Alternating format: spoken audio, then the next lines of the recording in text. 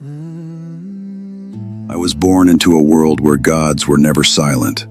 They spoke through fear, through famine, through the trembling hands of parents who wanted tomorrow to be kinder than today.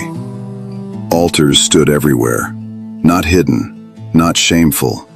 They were public proof that we were willing to pay. The gods of my youth did not ask for belief. They asked for proof, and proof was always costly. The higher the altar, the smaller the child.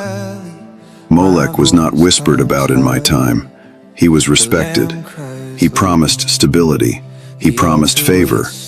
He promised that if you loved the future enough, you would place it in the fire.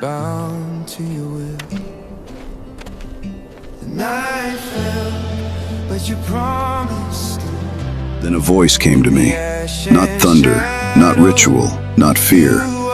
A voice that asked me to leave without explaining the destination. He did not ask for blood.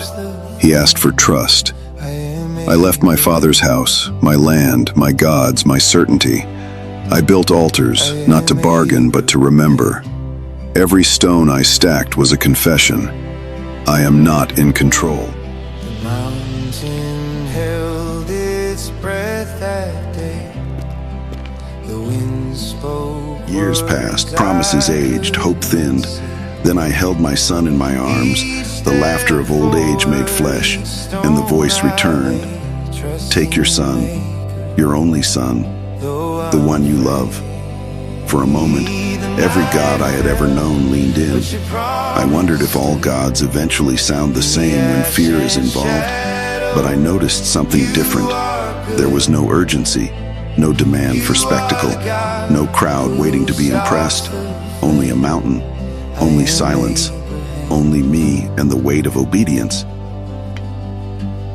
I am Abraham. Faith did not feel holy that day. It felt heavy. Every step up that mountain was a question without an answer. Isaac asked me where the offering was.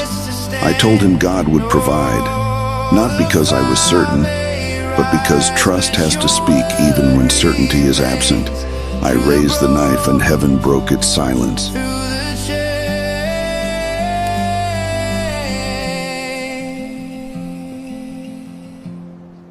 Stop. No god had ever stopped a sacrifice before. Molech never stopped the fire. Baal never stayed the blade. Power-hungry gods only ask for more. But the God who called me by name would not let inheritance burn. A ram waited in the thicket, already provided. That day I learned this. False gods feed on fear. God feeds faith. False gods take children. God gives legacy.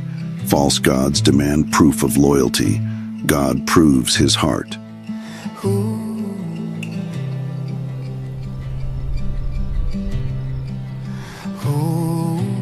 I still built altars after that day, but never again to test God, only to remember him. Altars are not for sacrifice alone. They are for testimony.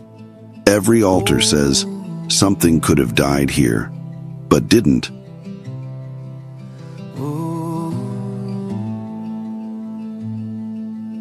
I see your world now. You no longer burn children on stone. You burn them on ambition, on speed, on systems that promise success while quietly devouring the future. You call it progress. We called it worship. You are still being asked the same question. What are you willing to lose to feel secure? Listen to me. Do not confuse pressure with God's voice. He does not rush you toward destruction. He does not demand what he promised to protect. If the fire is consuming your inheritance, it is not him. Lay your future before God, but keep your hand open. The true God still stops the blade, and he is still faithful to those who trust him more than the altar. I am Abraham. I did not defeat the gods with strength. I outlived them with obedience, and now the inheritance is in your hands. I am Abraham.